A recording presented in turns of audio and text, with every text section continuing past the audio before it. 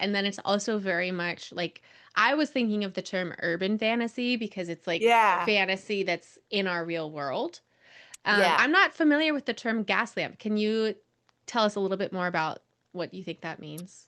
It basically is a more obscure word used to describe historical or fantasy romance set during a recognizable historical time period. And the word gaslamp comes from the Victorian era gas lamps, right?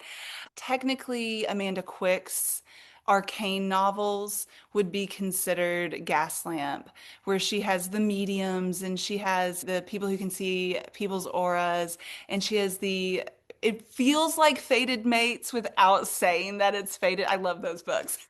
But so, yeah, it's just fantasy romance set in a recognizable time period.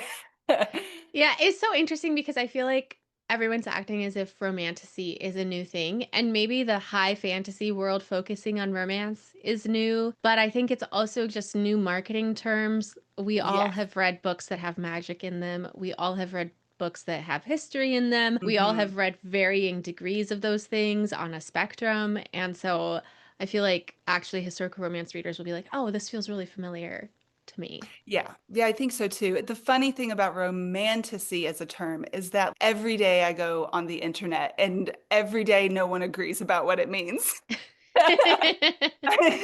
Readers, authors, all saying different things. Like, no, it's fantasy with a little bit of romance. No, it's romance centered, but in a fantasy world.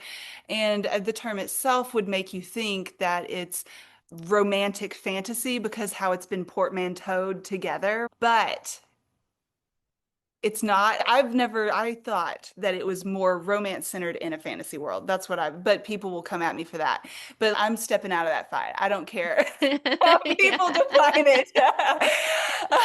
It's it's a useful term to throw a hashtag up there for me, and I enjoy romantasy, reading it. I usually find that like the bigger series, there's not enough romance in it for me. Like I want much more romance, less politics. And I think that people coming the opposite direction into that genre, like have been reading a lot more fantasy and coming into romantasy from that, are going to be like, there's too much romance. There's not enough fantasy, politics, and stuff. So I think it depends on what you were reading before you Yeah. before you came into it.